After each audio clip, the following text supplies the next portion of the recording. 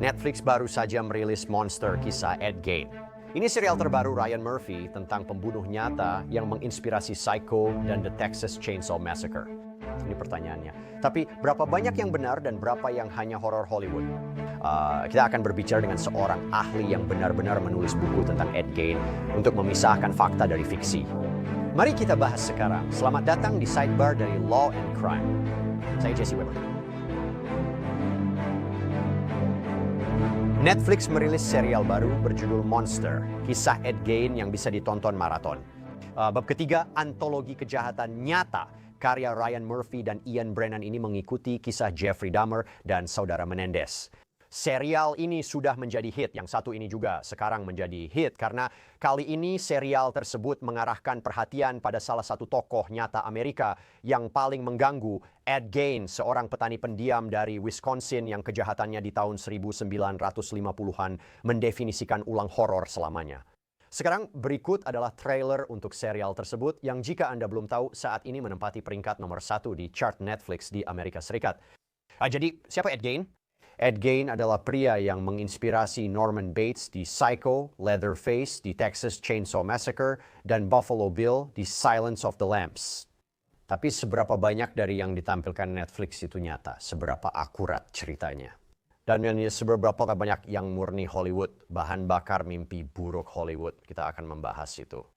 Kita akan membahas itu bersama seorang ahli penulis true crime yang telah menulis buku tentang orang ini, oke? Tapi pertama-tama, izinkan saya mundur sedikit memutar ulang. Mari kita bicarakan. Mari kita pergi ke Plainfield, Wisconsin. Sekarang saya ingin kamu membayangkan sebuah pertanian yang sepi di pinggiran kota kecil yang beku di Midwest pada akhir tahun 1940-an. Para tetangga mengenal Ed Gein sebagai tukang yang pendiam dan sopan. Mungkin agak aneh kadang-kadang menjaga anak untuk keluarga di sekitar.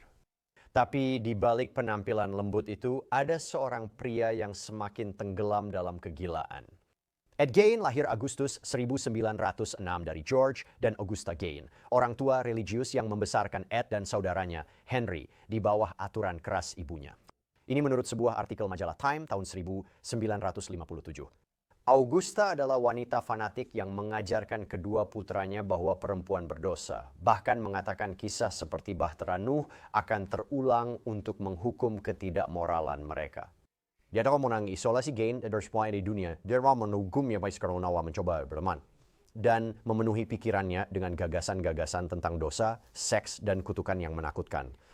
Per ahli yakin Ed Gein sangat memuja dan terobsesi pada ibunya.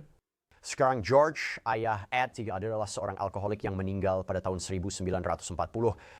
Dan 4 tahun kemudian, saudara laki-laki Ed Gein, Henry, meninggal dalam kebakaran di bawah keadaan yang dianggap mencurigakan, meskipun secara resmi dinyatakan sebagai kecelakaan.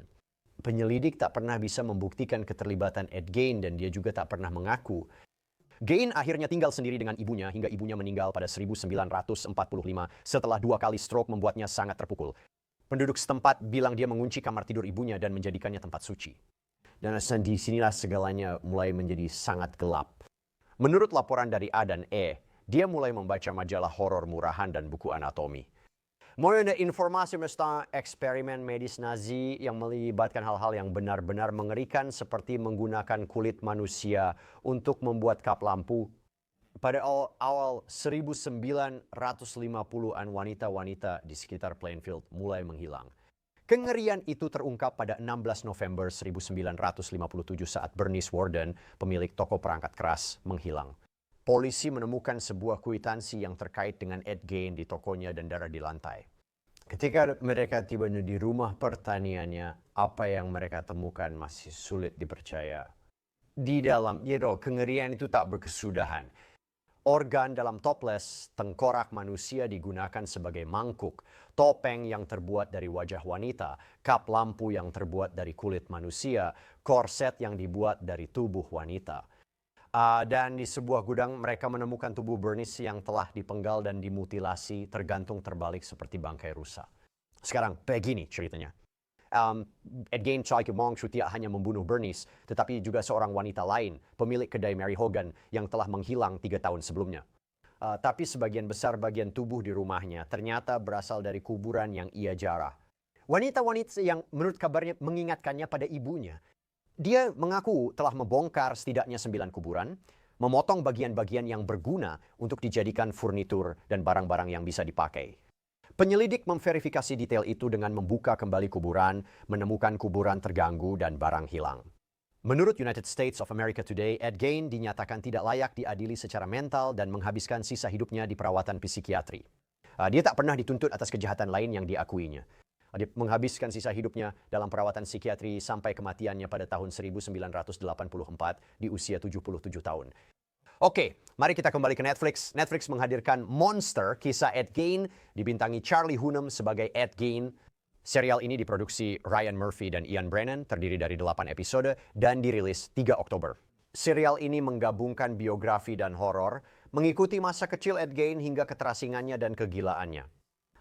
Misterinya, serial ini mengaitkan budaya pop tentang kejahatannya yang membentuk Psycho, The Texas Chainsaw Massacre, dan The Silence of the Lambs. Serial ini dibuat dengan rapi, sinematik, sangat mengganggu.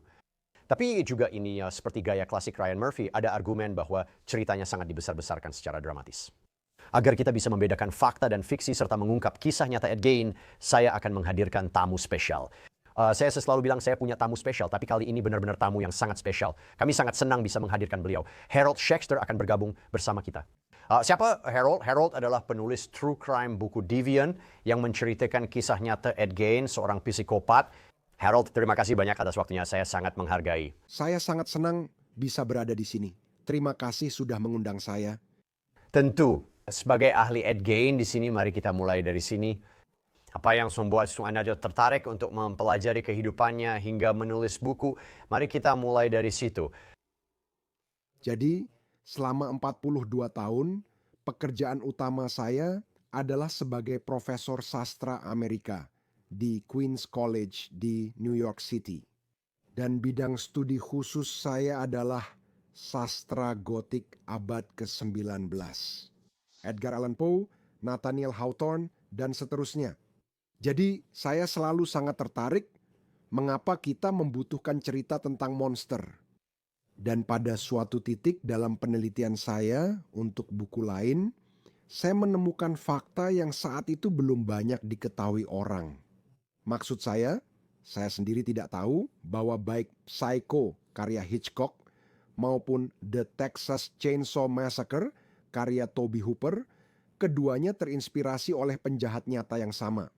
Jadi saya mulai menyelidiki hal itu, berpikir bahwa ini bisa menjadi topik yang menarik untuk sebuah buku, dan kemudian melakukan banyak penelitian tentang kisah tersebut, pergi ke Plainfield, berbicara dengan tetangga Gein dan orang-orang yang tumbuh bersama dia, serta mewawancarai psikiater yang pernah merawatnya dan sebagainya. Dan hasilnya adalah buku saya, Deviant. Izinkan saya katakan, minat pada Ed Gein sangat besar. Bahkan jika Anda melihat serial Netflix saat ini, saya rasa itu berada di peringkat 1 di tangga lagu. Kamu sudah menonton hampir semuanya. Kita akan bahas beberapa poin spesifik apakah itu benar atau tidak. Menurutmu, aku punya 2 pertanyaan. Pertama, menurutmu apakah mereka sudah menceritakan kisahnya dengan benar secara umum? Kita akan bahas detailnya nanti. Dan kedua, ada reaksi balik terhadap acara-acara seperti ini yang bisa dibilang mengglorifikasi atau mendramatisasi seorang pembunuh, kamu tahu. Dan kita melihatnya pada kasus saudara Menendez. Kita melihatnya di sini. Apakah kamu punya kekhawatiran dengan acara-acara seperti ini di mana mereka mencampurkan horor dengan hiburan? Jadi mari kita mulai dari sini. Menurutmu, seberapa banyak yang sebenarnya benar? Aku tidak yakin apakah itu akurat. Dan apakah kamu punya kekhawatiran dengan acara seperti ini? Saya akan mengatakan bahwa 90% dari itu tidak akurat. Saya sebenarnya cukup terkejut dengan kebebasan yang diambil oleh penulis Ian Brennan terhadap cerita Gein. Ada begitu banyak hal dalam acara itu yang murni rekayasa dan tidak ada hubungannya dengan kenyataan kasusnya. Secara garis besar itu akurat. Maksud saya, Gein adalah seorang penyendiri yang sangat terikat dengan ibunya, yang kemudian menjadi pencuri makam dan membunuh 2 wanita lokal. Tapi selain beberapa fakta dasar seperti itu, Hampir tidak ada di 8 episode itu yang menurut saya benar-benar sesuai dengan fakta sejarah. Menarik sekali kamu mengatakan itu. Dan saya ingin membahasnya lebih dalam. Tapi kamu tadi menyebutkan ibunya, Augusta. Itu sering digambarkan sebagai kunci dari jiwanya. Menurut penelitianmu, apakah itu benar-benar inti psikologi Ed Gein atau hanya sebagian dari gambaran yang lebih luas? Mari kita mulai dari situ. Ya, itu memang merupakan bagian utama dari psikologinya. Maksud saya, tampaknya setelah kematiannya, ketika dia tinggal sendirian di rumah pertanian reyot tanpa listrik atau air mengalir, dia begitu kesepian akan kehadirannya, sehingga dia mencoba menggali makamnya dan membawanya pulang ke rumah. Tapi dia tidak berhasil mencapai petinya. Terutama karena tanah di bagian Wisconsin itu sangat berpasir dan banyak makam, banyak peti mati yang dikubur di dalam kubah beton. Sepertinya itulah yang terjadi pada Augusta. Jadi kemudian dia mulai menggali mayat perempuan paruh baya dan lansia yang mungkin mengingatkannya pada ibunya, lalu membawa mereka kembali ke rumah pertaniannya. Ternyata, ketika dia kehabisan mayat yang cocok di pemakaman setempat, dia memutuskan untuk membuat beberapa di antaranya sendiri. Jadi dia membunuh 2 wanita ini. Saya akan bilang dia mengeksekusi mereka dan membawa mayatnya pulang ke rumah. Jadi ya, banyak tindakan yang membuatnya begitu terkenal dan benar-benar unik dalam sejarah kejahatan Amerika berkaitan dengan usahanya untuk membangkitkan kembali ibunya. Sebelum membahas detail acara, kamu menyoroti poin yang lebih besar. Ada orang-orang yang mengatakan, ada catatan yang menyebutkan bahwa dia bukan pembunuh berantai konvensional seperti yang kita kenal, lebih seperti pencuri makam, seperti yang kamu bilang, yang melampaui batas. Apakah kamu setuju dengan itu? Dia bukan pembunuh berantai tradisional seperti yang biasanya kita pikirkan. Ya, saya sudah mengatakan itu sejak lama. Bahkan edisi baru dari buku saya yang bisa kamu lihat di belakang saya menulis kata penutup. Dan hal pertama yang saya bicarakan adalah fakta bahwa Gein bukanlah seorang pembunuh berantai. Bahkan istilah pembunuh berantai sama sekali tidak muncul di buku saya. Istilah pembunuh berantai diciptakan untuk secara khusus menggambarkan apa yang dulu disebut sebagai pembunuh nafsu. Artinya pembunuh seks psikopat seperti John Wayne Gacy atau Ted Bundy yang mendapatkan kesenangan sakit dari menculik, menyiksa, lalu membunuh korban, dan biasanya mencapai orgasme saat akhirnya membunuh mereka. Gein bukanlah pembunuh seks. Dia membunuh 2 wanita dengan menembak kepala mereka, seperti yang saya katakan, dia mengeksekusi mereka. Dia tak tertarik menyiksa mereka, dia tertarik membawa mayat mereka pulang, agar dia bisa memutilasi mereka dengan cara yang dia inginkan. Gein adalah salah satu hal tentang acara itu.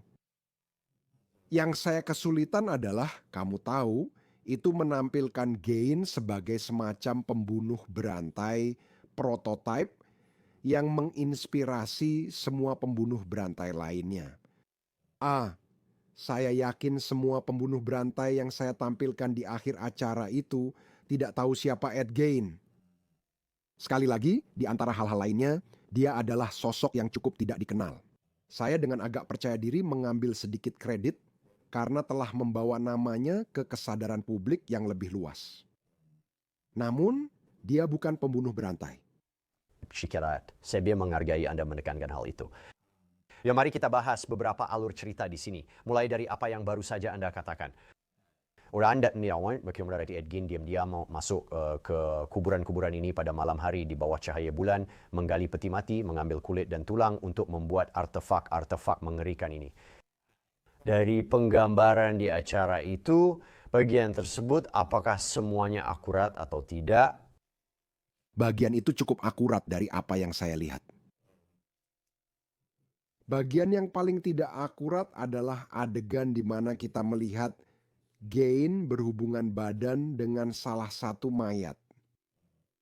Sangat tidak jelas apakah dia pernah melakukan aktivitas seksual dengan mayat-mayat itu. Ada beberapa dugaan bahwa dia mungkin pernah mencoba atau memikirkannya pada suatu saat. Tapi dia sebenarnya kurang tertarik. Klasik, istilah nekrofilia awalnya diciptakan untuk menggambarkan seorang tentara Prancis awal abad ke-19. Dia dikenal sebagai Sersan Bertrand yang akan pergi ke kuburan pada malam hari, menggali mayat sampai dia menemukan mayat seorang wanita muda yang baru saja dikuburkan dan menarik, lalu berhubungan seks dengan mayat tersebut. Kamu tahu, aku selalu teringat pada Gain. Aku tahu ini terdengar agak sembrono, tapi sebagai seorang nekrofil yang khas Amerika yang tidak ingin berhubungan seks dengan mayat, dia ingin menggunakan tubuh mereka sebagai bahan mentah untuk proyek perbaikan rumahnya. Ya, itu memang cara yang tepat untuk mengatakannya. Baiklah, mari kita bicara tentang aspek pengasuh anak ini. Jadi klaim bahwa dia adalah seorang pengasuh anak. Serial ini menampilkan beberapa adegan menyeramkan di mana dia bisa duduk di lantai menceritakan dongeng anak-anak di kamera perlahan-lahan mengungkapkan kengerian yang menunggu di rumah. Apakah catatan sejarah menunjukkan pertama bahwa dia memang seorang pengasuh anak dan bahwa dia bersikap aneh atau menyeramkan di sekitar anak-anak, atau itu hanya karangan dari serial tersebut? Dia memang seorang pengasuh anak. Dan fakta bahwa dia adalah seorang pengasuh anak menunjukkan bagaimana dia dipandang di masyarakat. Kamu tahu, dia hanya dianggap mungkin agak sederhana, tapi orang yang ramah dan suka membantu, yang sering menjalankan tugas untuk tetangga dan sebagainya. Ternyata dia pernah jadi pengasuh anak, tapi dia sebenarnya sangat akrab dengan anak-anak. Saat saya melakukan riset, saya berbicara dengan seorang pria muda. Mungkin usianya sekitar 40-an saat saya berbicara dengannya, yang merupakan tetangga terdekat Gain dan pernah masuk ke rumah Gain, yang berbicara dengan hangat tentang Gain. Gain tampaknya lebih akrab dengan anak-anak daripada dengan orang dewasa. Jadi semua cerita tentang Gain meneror anak-anak ini hanyalah salah satu dari banyak rekayasa dalam pertunjukan itu. Bicara soal orang dewasa, kita sudah sebutkan sebelumnya, Bernice Warden. Jadi pemilik toko perkakas ini yang dibunuh oleh Gain, ditemukan dalam keadaan dimutilasi di gudangnya. Serial Netflix itu semacam menggambarkan hubungan romantis kan antara mereka berdua. Wendak di Monster, hubungannya dengan dia yang diperankan oleh Leslie Manville itu rumit, penuh kerinduan, ada unsur kebencian, juga delusi. Acara itu membangun mereka menjadi semacam dua kutub tragis yang berlawanan kan. Dia seorang janda yang mencoba untuk melanjutkan hidup. Dia pria kesepian yang merindukan sosok ibu. Ada banyak ketegangan emosional. Apa yang benar dan tidak tentang hubungan itu, menurutmu, apakah mereka mengambil kebebasan dalam aspek romansa? Tidak ada yang akurat tentang itu. Maksudku, itu benar-benar rekayasa.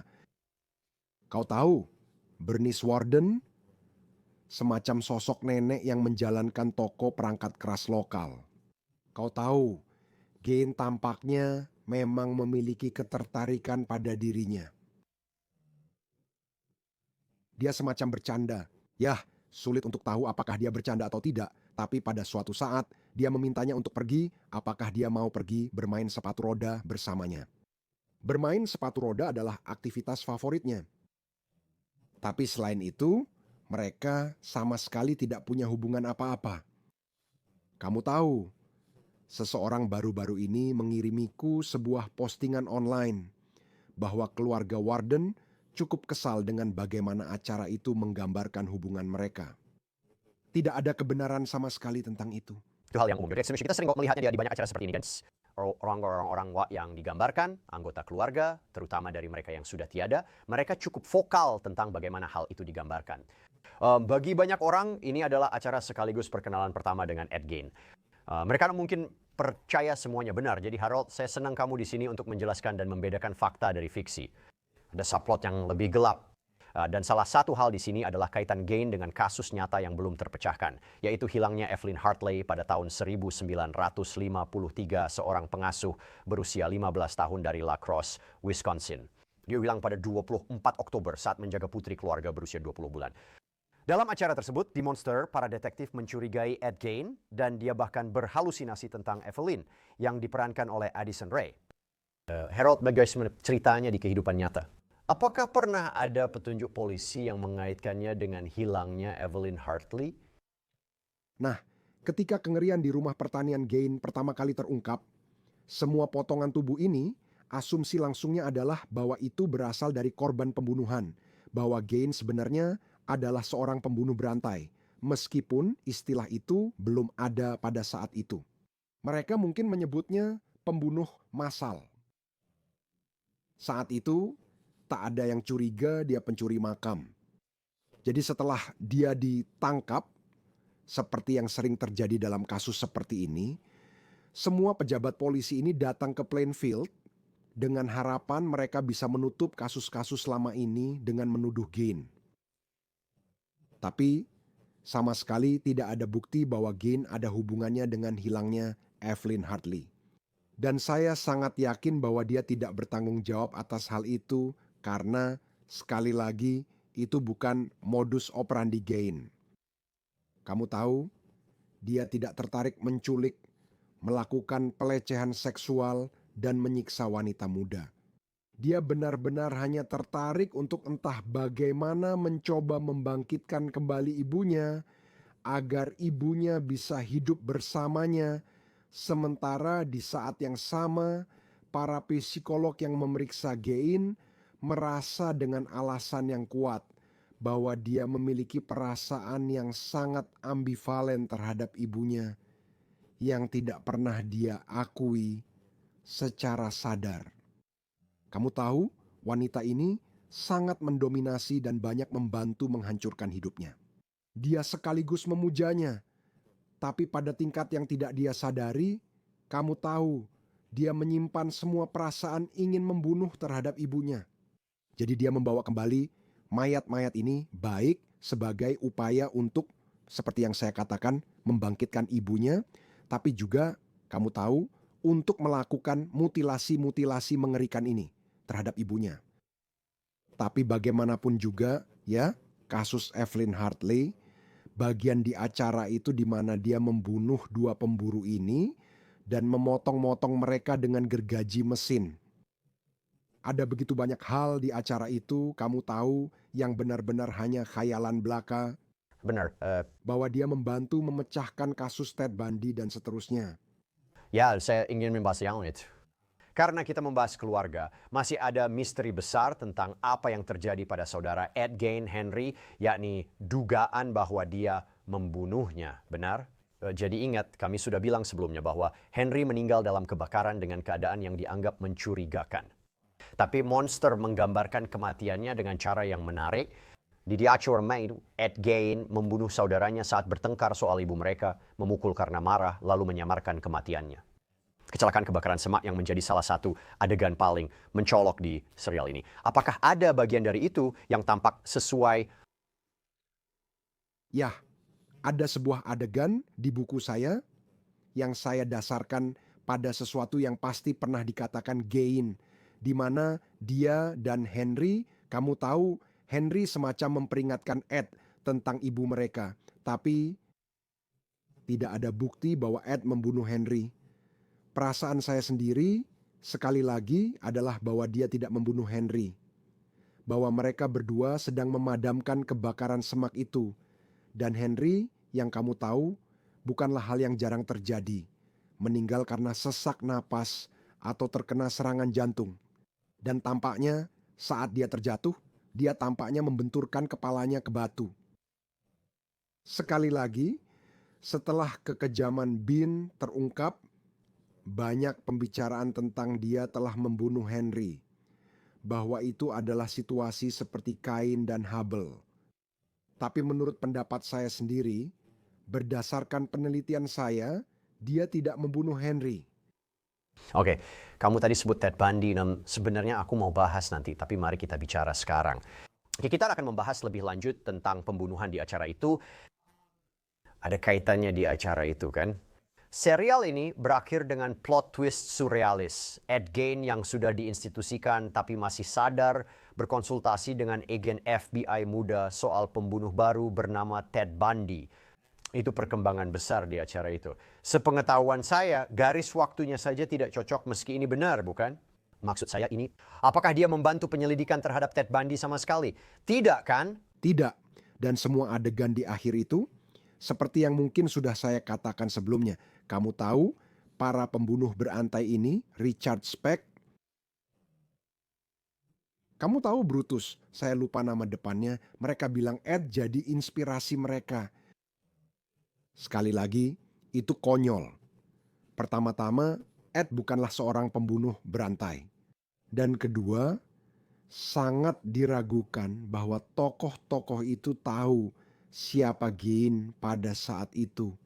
Jadi gagasan bahwa FBI berkonsultasi dengannya dalam perburuan mereka terhadap Ted Bundy, kamu tahu, aku agak mengagumi tingkat imajinasi seperti itu, tapi itu sama sekali tidak berdasar pada kenyataan. Dan menurut kesentingan pembunuhan mana yang sebenarnya terkait dengan simpul, mana yang benar-benar fiksi. Ada bagian di mana kita melihat Ed Gein bertahun-tahun setelah dikurung membunuh seorang perawat di dalam bangsal psikiatri. Dan Perry Watch kamu tahu monsternya sebenarnya tidak pernah benar-benar berhenti, kan? Itu brutal, itu mengejutkan. Itu membuatmu mengira dia tetap berbahaya meski diawasi. Benarkah itu terjadi? Tidak. Saya tahu ternyata Gein yang hidup jauh lebih baik di institusi itu daripada sebelumnya, kamu tahu, bersama orang lain dan benar-benar dilayani. Kamu tahu, mendapat makanan yang cukup layak dibandingkan dengan makan kacang panggang yang dipanaskan ulang dari atas tengkorak manusia dan memiliki, kamu tahu, lingkungan yang bagus. Ya, relatif dibandingkan tempat dia tinggal sebelumnya. Kamu tahu, dia hanyalah seorang narapidana teladan yang santai, sangat ceria, sangat ramah, menjalani korespondensi sahabat pena ini yang dengannya dia membangun hubungan hangat. Jadi sekali lagi, ya, itu dibuat-buat. Dibuat-buat. Oke, lalu kamu abaikan pembunuhan-pembunuhan itu? Soal romansa, kita juga perlu membahas bagian saat kita bertemu Adeline Watkins. Rupert Sapir ini dia diperankan oleh Susanna San. Dia adalah seorang pelayan, seorang calon penyanyi yang katanya jatuh cinta padanya. Dan dia mengunjunginya secara diam-diam setelah ibunya meninggal. Dan setelah beberapa episode, ini hampir seperti kisah cerita tragis. Dia mencoba menyelamatkannya. Dia ingin terhubung, tapi sudah terlalu jauh. Kamu bisa bilang itu lembut, tapi juga mengganggu. Itu memberikan jeda emosional yang aneh di tengah semua horor, di tengah segala sesuatu yang kita lihat. Apa ada bagian nyata dari itu? Apa yang kita tahu tentang dia? Ya, tidak ada Adeline Watkins. Pertama-tama, jawaban singkat. Tidak ada yang nyata dari itu. Oke. Jadi Adeline Watkins memang tinggal di Plainfield.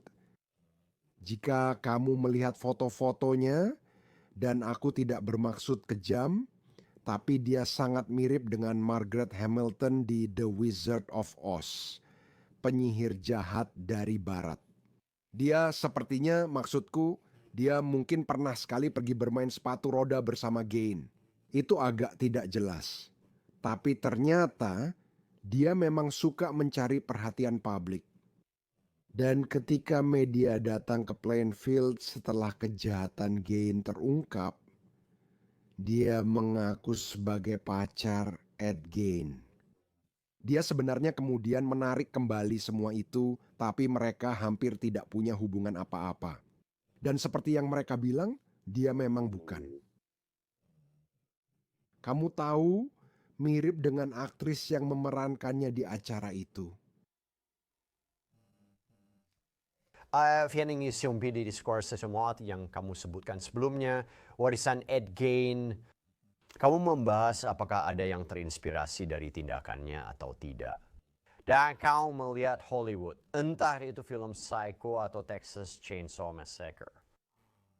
Acara itu seperti membuat kamu tahu Silence of the Lambs, Buffalo Bill, Just wanitanya. Sepertinya ada inspirasi dari sini, atau mungkin tidak. Maksud saya pikir serial Netflix memainkan ide itu dalam serialnya. Mereka memberi penghormatan pada para sutradara ini. Seberapa banyak hubungan itu benar-benar nyata. Dan saya rasa berapa besar Ed Gein membentuk horror Hollywood seperti yang disarankan Netflix. Dan ini kembali ke tema yang lebih besar kan. Jika orang-orang menonton ini dan mencoba memahami apa yang harus mereka ambil dari cerita ini, apa yang seharusnya mereka ambil. Itu maksud saya apa inspirasinya, hanya maunya orang-orang saudara apa yang harus dicari orang dalam serial ini dan apa yang sebaiknya tidak mereka cari. Ya.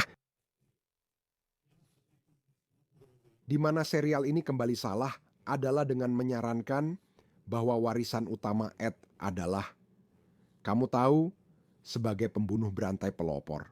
Ed memang memiliki warisan yang penting. Dia sebenarnya adalah sosok budaya yang penting. Dan alasannya adalah, kamu tahu, saya selalu bilang ke orang-orang bahwa saya adalah generasi baby boomer dan saya tumbuh di tahun 50-an dan saya menghabiskan atau menyia-nyiakan banyak masa kecil saya, kamu tahu, menonton semua film horor dan semacamnya. Dan sebelum Psycho, semua monster dalam budaya populer berasal dari tempat lain.